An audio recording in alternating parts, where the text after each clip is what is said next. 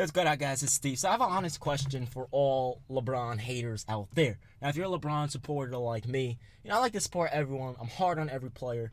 There's pluses and minuses to every single player in the NBA. However, I would love to know what these haters would say if LeBron James happened to lose another NBA Finals. I would really like to hear what these NBA fans would say. Like, what would you guys say if LeBron James lost another NBA championship and he would be, what is he, 3 for 5, right? I think he's 3 for 4 or something like that. I think he's 3 for 4, so he would be 3 for 5.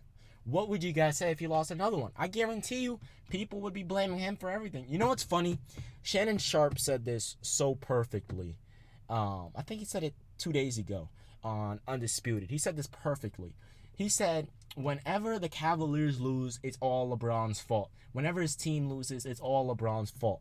Whenever his team wins, it's either someone else that saves his legacy. It's either Ray Allen, or it's Kyrie Irving, or it's Kevin Love, or it's Chris Bosh, or it's Dwyane Wade. When does LeBron get the credit? And I was thinking about that, and I'm like, you know what? He's so damn true.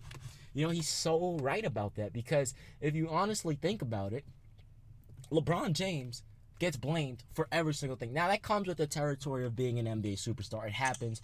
If you look at the situation with the New York Knicks, Carmelo Anthony, it's the same scenario. It's pretty much the same, just like what's going on in New York, which is tragic because, unfortunately, it's not right that Melo's getting blamed for everything. And if you look at Kobe's situation in the early days, and even recently when he was retiring, people were blaming him. Now, it's possible it's his fault because he took all that money, and Tim Duncan took less money, and Dirk took less money. So if you look at that, the Mavericks are still butt cheeks, but it's kind of sad because Dirk's final 2 years are going to be on a garbage team, which sucks. But he needs to stay there, stay with the Dallas Mavericks. He needs to be that once in a generation player to stay with the same team for pretty much his entire career. Kobe was the same way pretty much. I know they got traded and things. I know. But when does LeBron James get the credit? He never gets credit. If you look at the 2016 NBA Finals, everyone says Kyrie Irving saved LeBron. But if LeBron didn't drop 40, and I think he dropped 43 games in a row and a triple-double in Game 7, if he didn't do that, they wouldn't have won. If he didn't do that, if he didn't get that block on Andre Iguodala, the Cavaliers would not have been put in position for Kyrie Irving to hit that three. If LeBron wasn't on the floor, Kyrie wouldn't even hit that three because Kyrie probably would have got double teamed. Right? As soon as that switch would have came, Kyrie, if LeBron weren't on the floor, he probably would have got double teamed because you guys don't know, it was Klay Thompson on Kyrie. There was a switch, a pick and roll between JR to get Steph Curry on Kyrie, and Kyrie embarrassed him.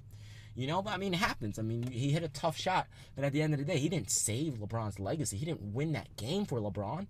LeBron pretty much, is the main reason why the Cavaliers won. Obviously, Kyrie, statistically, in terms of points per game, was LeBron's best teammate in terms of points per game. But still, LeBron, he doesn't get the credit he deserves. Let's go with against, Ray Allen and Miami. Ray Allen got credit for that shot when if Chris Bosh didn't get that rebound, there would have been no shot. If LeBron James didn't hit the three prior to missing that one, there would have never been close enough for Ray Allen to even take that shot.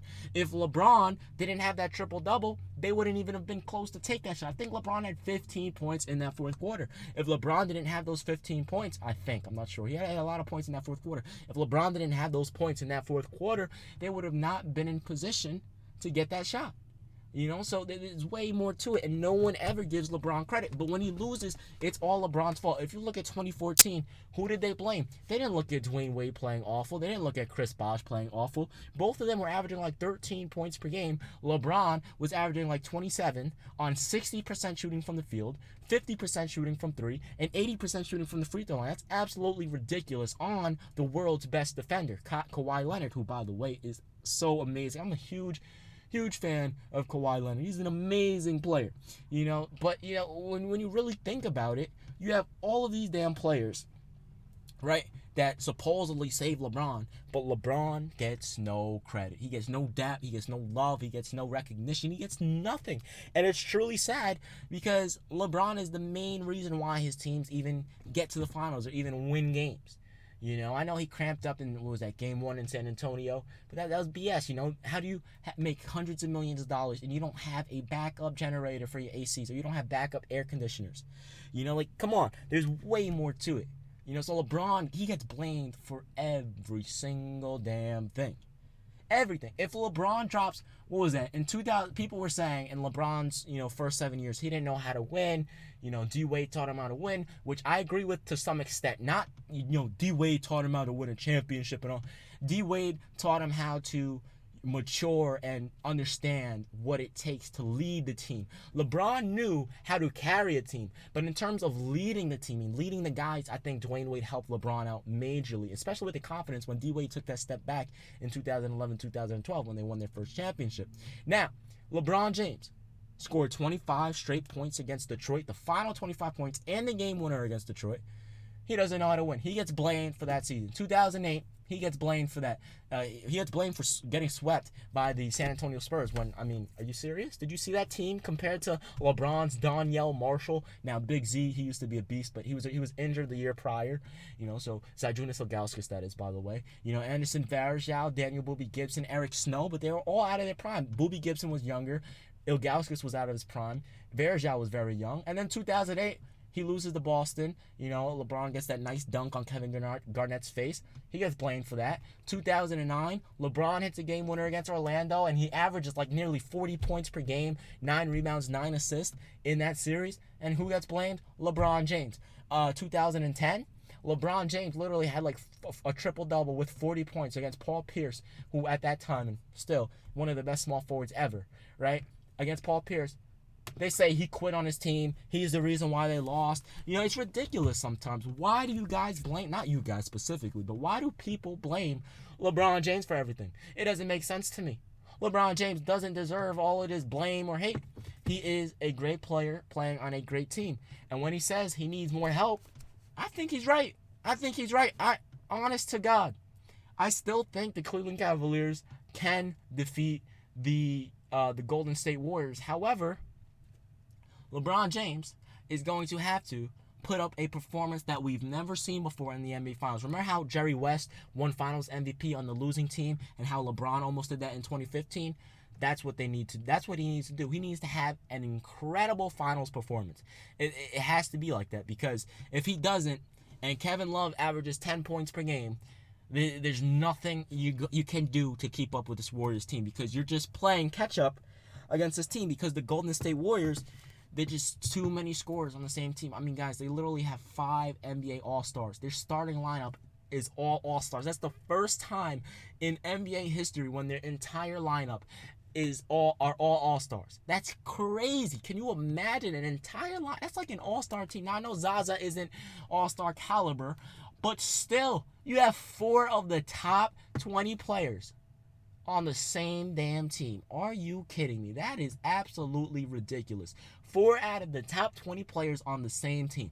Now, I know LeBron has 3 out of the top 20, but 4 and 5 All-Stars in general, and then one of the best benches in the league. You guys are shooters, the best backcourt in the world, the best backup shooters in NBA history with Stephen Curry and Klay Thompson. If Kevin Love doesn't average at least 18, and LeBron doesn't average at least 35 to 40, and Kyrie doesn't average 25, they're done.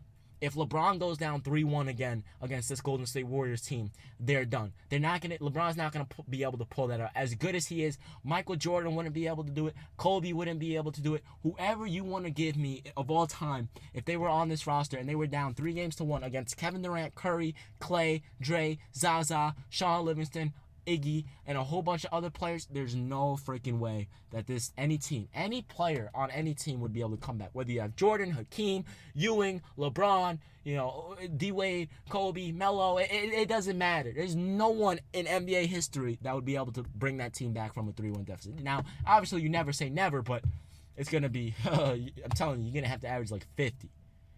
So the Cavaliers, they have to.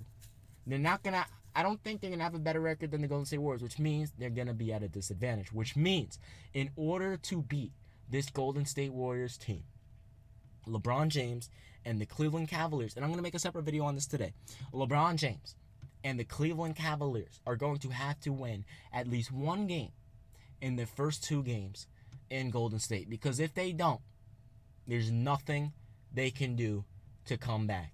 Because Golden State might be able to steal one against Cleveland in game 3 and 4. So if they lose games 1 and 2, and if they lose one at home, they're done. There's no way they're gonna be able to come back. If anyone could do it, it's the best player ever, right? The king. I almost said my king. Whoa, the king. But I don't think so. Anyway, guys, it's been Steve. I'm out. Peace.